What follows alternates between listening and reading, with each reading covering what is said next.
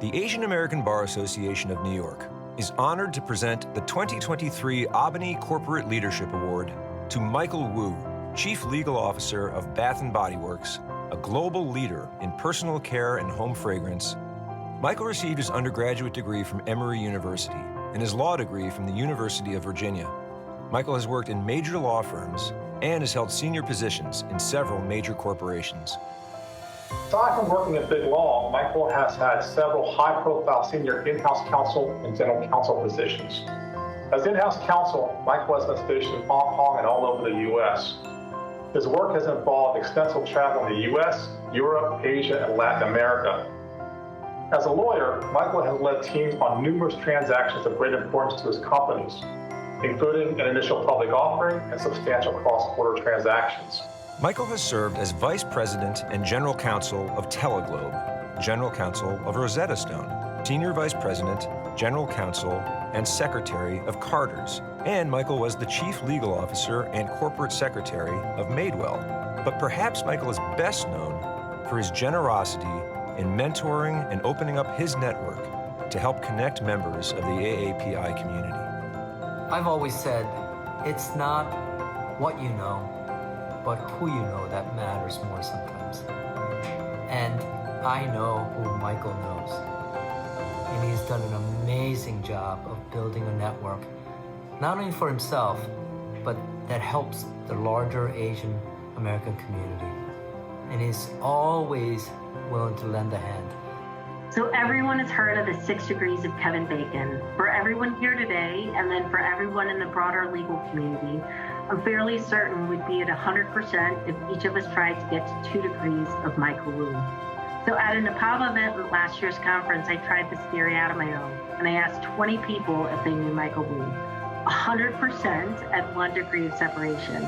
Michael is the connector in the legal community, and the relationships that he's fostered and created in the legal community, that is his legacy.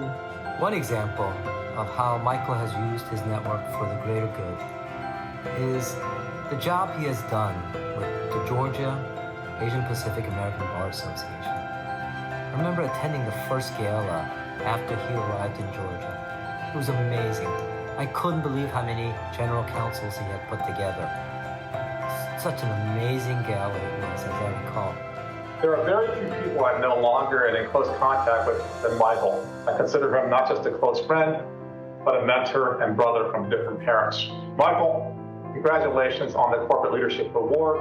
It is very much deserved, my friend. Thank you. Ladies and gentlemen, please join us tonight in congratulating the recipient of the 2023 AABANY Corporate Leadership Award, Michael Wu.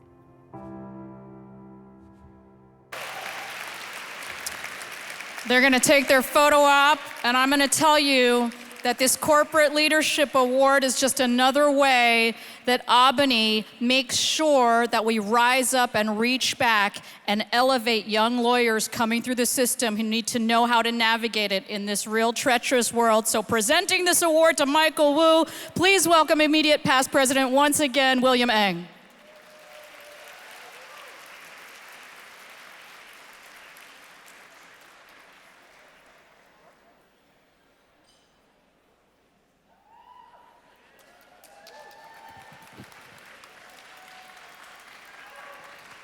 All right, everyone, since you didn't listen to my video introduction, I'm going to go over for the next 30 minutes what I've done over the past 25 years. Thank you, William and AABANY, for the Corporate Leadership Award.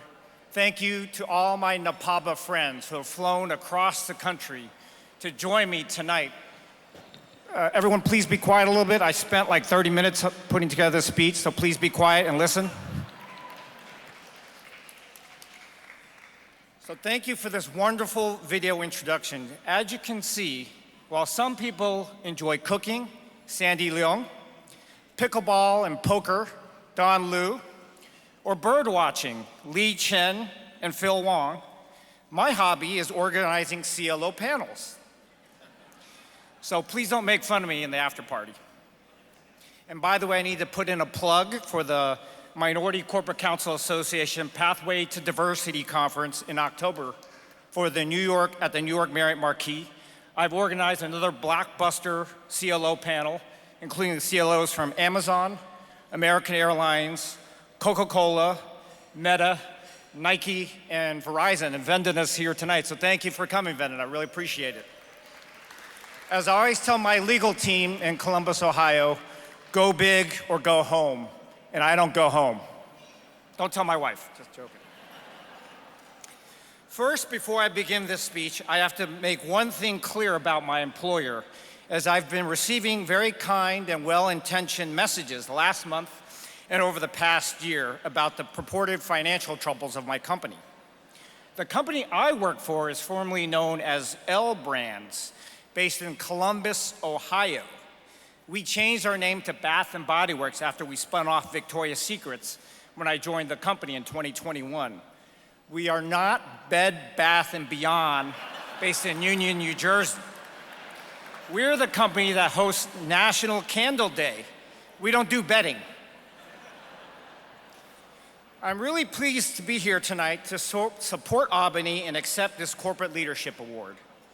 The award recognizes leadership in the promotion of diversity, equity, and inclusion, which is rooted in my philosophy of paying it forward, which was ingrained by my mother, Helena Wu. So please be quiet. This is about my mother, and you know how mothers are important to Asian Americans, so you got to hear my mother's story, so please.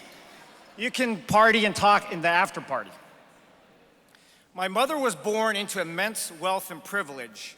The Zhou family was well-known and prominent Wuhan family that owned hundreds of thousands of acres of land and many factories, with a household full of servants and its own militia. With the Chinese Revolution in 1948, two of my granduncles escaped with her to Hong Kong using my 9-year-old mother as their disguise, posing as servants. Her parents stayed behind. My mother became a homeless orphan after being abandoned by her uncles, who moved on to Taiwan with the KMT because they did not have the proper identity documents for her. She begged for food on the streets of Hong Kong and worked as a child laborer. My mother spent many nights sleeping on the Hong Kong sidewalks in wet blankets during the monsoon season, looking into well-lit apartments, wishing only to have a roof over her head and a warm bed to sleep in. She experienced the dark side of human nature, with acquaintances from Wuhan who used to praise her being such a smart and pretty girl, only to turn on her in Hong Kong, instructing their children not to play with her because she was ugly and uneducated. On the other hand, my mother also recalled the kindness of strangers during those tough years living on the streets of Hong Kong as a child. One restaurant owner would let my mother come into the restaurant to beg and periodically give her some money after learning about her plight. An Indian family who had seen her sleep outside their apartment complex would periodically invite her home to have dinner with them. As a preteen, my mother ended up in an orphanage run by the Lutheran Church. After a few years, the pious minister running the Lutheran Church passed away and was replaced by a greedy Norwegian minister who embezzled the orphans' UN-funded rations. After 3 months of not receiving any rations, my mother confronted the minister, demanding that the orphans receive the food rations that were entitled to survive. Enraged, the minister expelled my mother from the orphanage, and she was back on the streets. Although it seemed she had lost everything, this expulsion actually led her to move to Hong Kong to live with one of her uncles and an aunt, where eventually she graduated from college and immigrated to New York City, where she met my father. My parents both studied engineering in the US and found jobs in the private sector in New York City. Eventually, they secured jobs with the US government, moving our family around the world, including Seoul, South Korea, Riyadh and King Khalid Military City, Saudi Arabia, and then Thule Air Force Base, Greenland.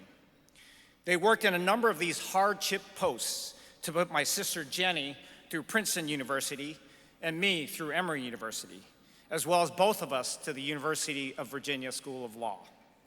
Subsequently, my mother became head of engineering and security at the IRS in Washington, D.C., where she and her team were responsible for overseeing all of the IRS buildings.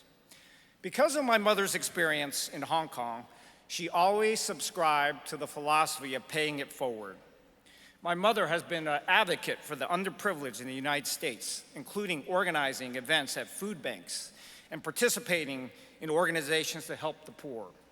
She's also mentored many employees during her career in the government, particularly minority colleagues.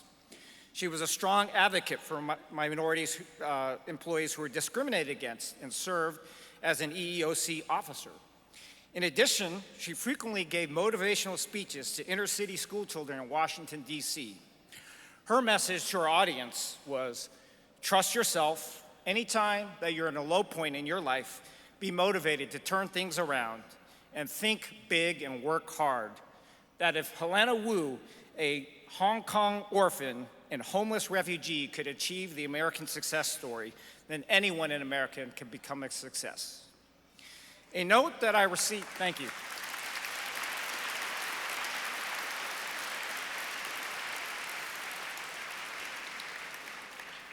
A note in 2019 embodies my mother's philosophy of helping others, as she has always inspired me to do so.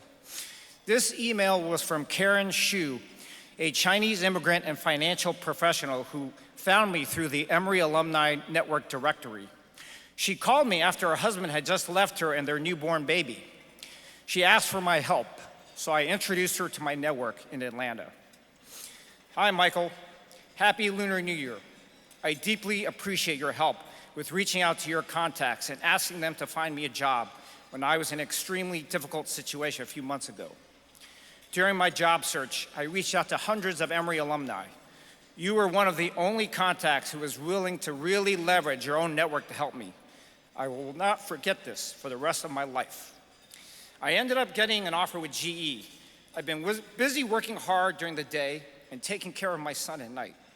I feel guilty I didn't tell you earlier.